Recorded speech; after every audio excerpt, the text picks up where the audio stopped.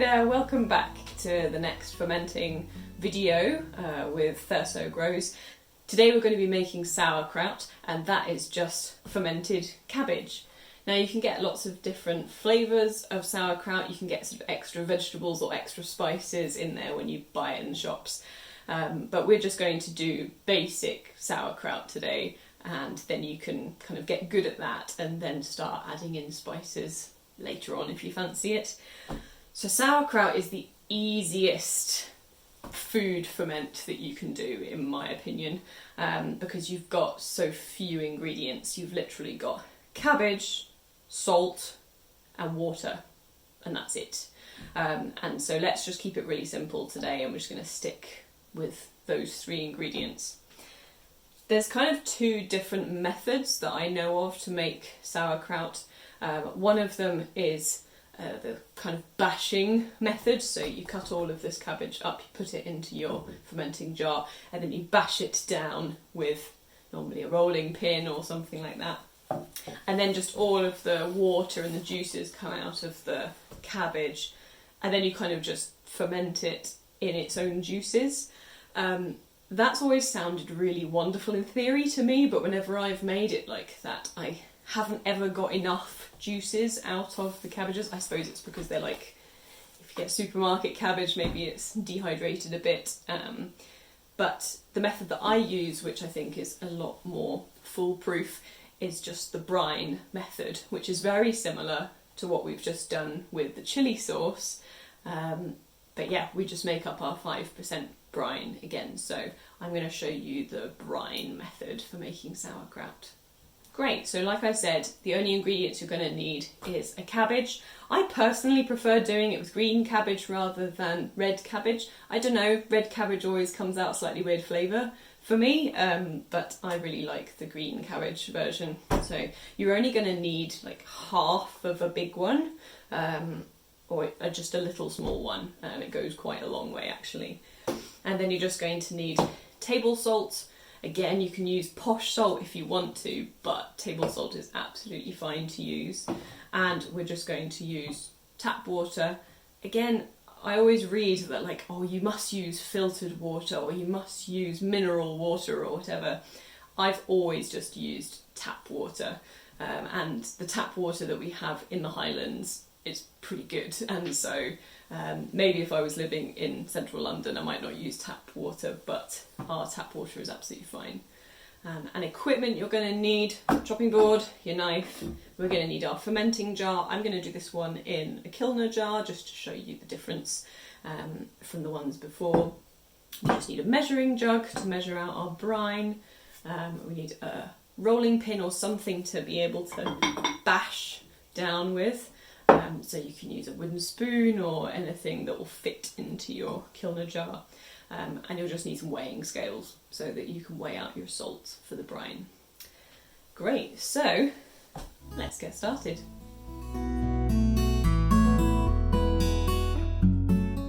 Okay, so what we're going to do first of all with our cabbage is we're going to carefully peel off a couple of the big outside leaves. And we're going to just put them, it doesn't matter if they're not completely whole, but we just want to get a kind of large chunk of leaves like that. And I'm going to do just a couple of them to make sure that I've got a couple of bigger kind of cabbage faces. That's a good one.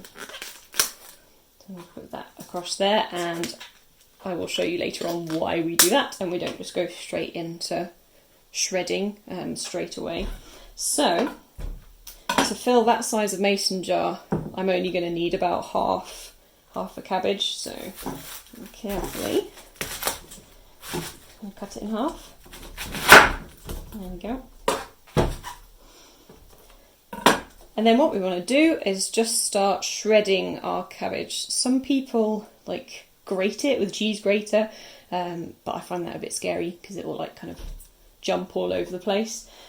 So I just start cutting very small strips like that, like you were doing it for a stir fry or something. And so you just cut some strips like that. You don't need to go absolutely tiny. They can be, quite sizable like that. And then I'm just going to shove those strips into the kilner jar like this.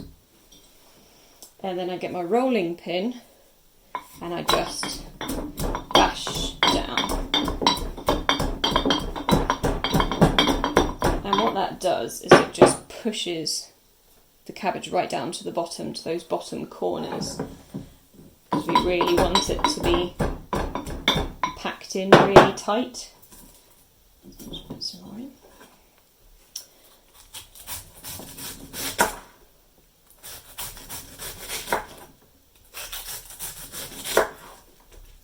So we just alternate shoving in some cabbage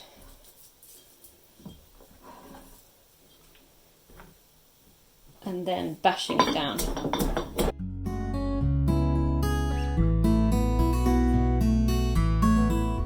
There we go. So I'm just gonna keep doing this until it's full up to the top.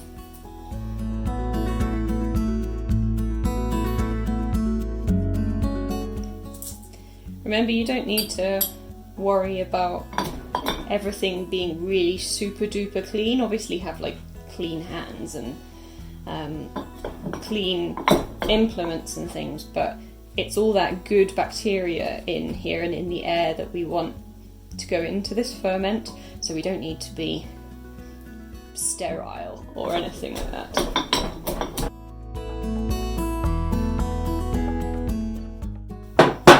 So that's about a quarter of the way up, and I'm just going to keep going until we're full.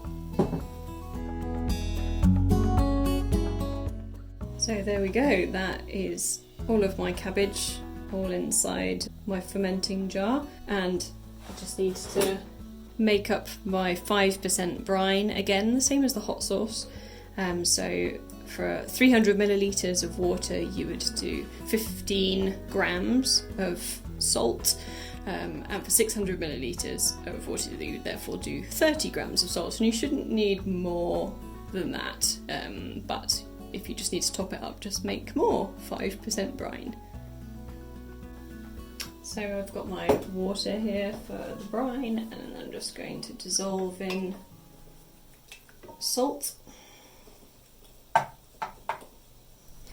So before you put your brine into the ferment, we're going to come back to these whole leaves that we have over here, and this is the clever part. So we want to rip apart bits of the leaves so that you make a kind of circle shape that you're going to be able to push in to the jar, and that stops any of those smaller bits floating up to the top, because it just keeps everything under the brine line.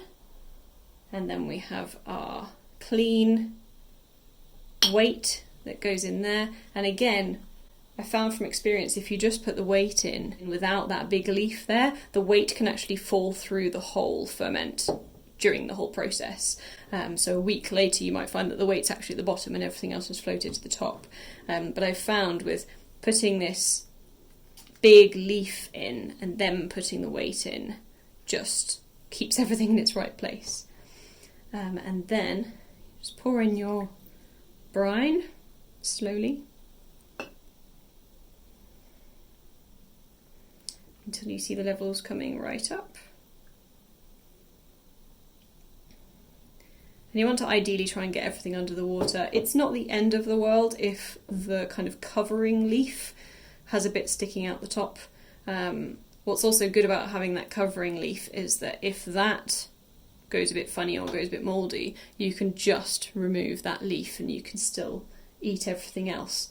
But yeah, that should be fine. And then I'm going to put my lid on top. That's with my airlock in there, and then the odour reducing capsule on top. Screw that on. And there we go. That is our sauerkraut ferment. And again, I'm going to leave that somewhere relatively warm, kind of room temperature to warmish, somewhere dark for at least a week, maybe even 2 weeks. I like my sauerkraut to be quite strong tasting, quite fermenty tasting, so I like to leave it for a little bit longer, but it's as easy as that. So we talked a little bit in the last videos about what to look out for during the fermenting process, what are good things to spot and what are not so good things to spot. So you'll start to see that this all starts to go quite creamy looking, quite kind of milk cloudy look.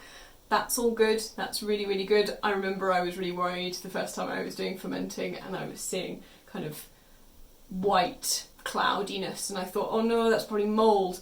No, that's all good, that's all your good bacteria in there, and you'll see lots of little bubbles start going all the way up, and that's also really good.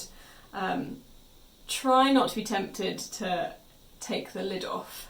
If you do, however, notice that the brine level has gone down quite a lot and has actually dipped below the cabbage, it's fine to take the lid off and just top it up with a bit more brine. That can happen if it's really, really hot, if it's a really, really warm time and it's actually evaporating through the valve. So it's okay to do that.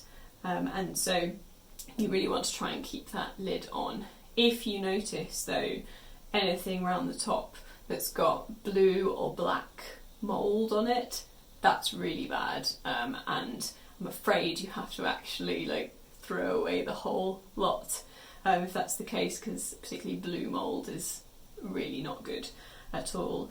But that tends to rarely happen, and if you follow the instructions that I've given you, that shouldn't happen to you.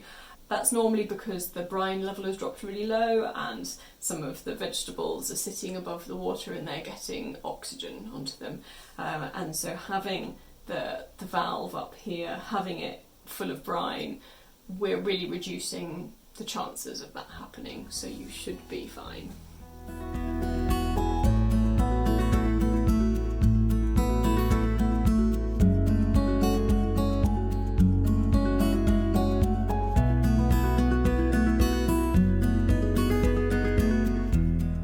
So it's been about a week, slightly longer, but here is our sauerkraut.